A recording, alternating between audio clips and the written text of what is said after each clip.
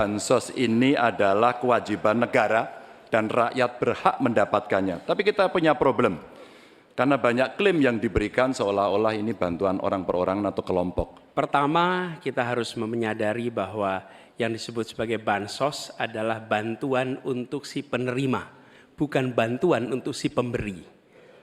Dan mekanisme pemberiannya melalui jalur birokrasi, bukan dibagikan di pinggir jalan, tapi dibagikan langsung di lokasi menggunakan siapa menggunakan jalur birokrasi.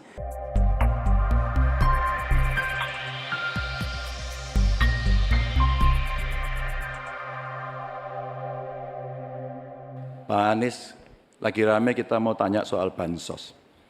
Karena menurut saya bansos ini adalah kewajiban negara dan rakyat berhak mendapatkannya. Tapi kita punya problem, karena banyak klaim yang diberikan seolah-olah ini bantuan orang per orang atau kelompok. Padahal kita masih punya. Ada data yang tidak valid, ada cara penyampaian yang tidak benar, ada protes yang kemudian tidak terverifikasi atau terrespon dengan baik. Ini yang menjadi pertanyaan saya kepada Pak Anies adalah, menurut Pak Anies kira-kira bagaimana tata kelola bansos agar satu tidak saling klaim, dua bisa tepat sasaran, tiga tidak menimbulkan kecemburuan-kecemburuan, sehingga inilah satu harapan yang betul-betul bisa diterima oleh rakyat. Silakan. Masih ada waktu Bapak? Cukup. Kami persilakan calon presiden nomor urut 1, Bapak Anies Baswedan, menjawab pertanyaan yang disampaikan oleh calon presiden nomor urut 3, Bapak Ganjar Pranowo. Waktu Bapak Anies 2 menit dimulai saat Bapak berbicara. Ya, terima kasih Pak Ganjar. Pertama, kita harus menyadari bahwa yang disebut sebagai bansos adalah bantuan untuk si penerima, bukan bantuan untuk si pemberi. Karenanya, dia diberikan sesuai dengan kebutuhan si penerima. Kalau penerimanya membutuhkan bulan ini, ya diberi bulan ini. Kalau dibutuhkannya 3 bulan lagi, ya 3 bulan lagi. Tidak usah dirapel semuanya. Okay? Dijadikan sebagai sesuai kebutuhan.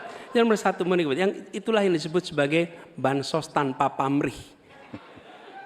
Kemudian yang kedua, pemberian bansos ini harus tepat sasaran. Artinya diberikan melalui pendataan yang baik. Informasi data itu harus akurat dan mekanisme pemberiannya melalui jalur birokrasi, bukan dibagikan di pinggir jalan, tapi dibagikan langsung di lokasi menggunakan siapa menggunakan jalur birokrasi. Kemudian yang ketiga, yang tidak kalah penting, ketika kita berbicara tentang bansos ini, harus bansos itu bisa dipastikan mereka yang miskin, prasejahtera, itu termasuk di dalamnya. Jangan sampai mereka terlewatkan. Karena itu kami menyusun, ini sebagai bagian dari perubahan, adalah Bansos Plus. Angkanya ditingkatkan, yang belum masuk masih miskin dimasukkan, dan diberikan bekal pelatihan, pendampingan supaya mereka pelan-pelan bisa mandiri dan hidup lebih sejahtera. Jadi kami melihat ketika sampai kepada Bansos, Bansos ini adalah atas nama negara. Ketika saya bertugas di Jakarta, semua paket bansos di kerdusnya diberikan label, dibiayai APBD DKI Jakarta. Bukan dari gubernur, dari uang rakyat lewat APBD DKI Jakarta. Jelas posisinya. Selanjutnya kami mohon kepada calon presiden nomor 3, Bapak Ganjar Pranowo, menanggapi jawaban calon presiden nomor 1, Bapak Anies Baswedan. Waktu Bapak 1 menit dimulai saat Bapak berbicara. Terima kasih. Ya, kali ini pasti setuju dong.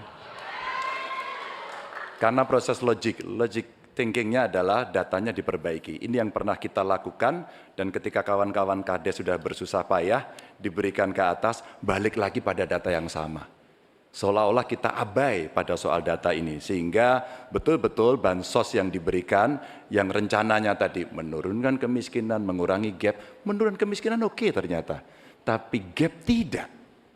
Berapapun besarnya, gapnya tetap tinggi. Ini menarik dan kami punya data yang kita bisa baca, dan tentu saja ini penting, memang paradigma bansos, sekali lagi ini betul-betul hak rakyat. Tugas negara dan pemerintah adalah memastikan itu bahwa ini adalah tepat sasaran dan tepat waktu. Tadi yang disampaikan betul. Dan kami berusul bantuannya ganti aja deh bantuan kesra, karena tugas negara itu menciptakan keadilan sosial, bukan menciptakan bantuan sosial. Waktunya habis Bapak. Sekarang Bapak Anies Baswedan untuk langsung menanggapi jawaban dari Bapak Ganjar Pranowo. Waktu Bapak 1 menit dimulai saat Bapak berbicara. Mohon tenang hadirin sekalian. Ya, terima kasih Pak Ganjar. Dan yang dibutuhkan juga Pak Ganjar, kita harus mulai memikirkan opsi bahwa bantuan itu bisa berbentuk cash transfer, mengurangi potensi korupsi dalam pengadaan barang. Karena kita tahu pengadaan bantuan sosial itu pada satu sisi memang membantu, sisi lain ini memberikan usaha pada justru usaha-usaha raksasa, karena yang diisikan di situ adalah produk-produk dari perusahaan-perusahaan raksasa. Dan ini yang menurut saya harus koreksi. Bila bantuan itu diberikan langsung dalam bentuk cash, ini salah satu yang perlu kita pertimbangkan. Mereka langsung gunakan sesuai dengan kebutuhannya. Lalu yang soal data. Data ini sesungguhnya bisa dikerjakan bersama-sama. Kami pernah lakukan di situ, pasti sama nih Pak Ganjar, berikan kepada RT, RW, mereka musyawarah mencocokkan siapa dalam daftar itu yang benar, siapa dalam daftar itu yang keliru. PKK, LMK, kemudian Karang Taruna, RT, RW, mereka bisa membantu. Datanya akurat, dananya dipakai sesuai kebutuhan. Makasih.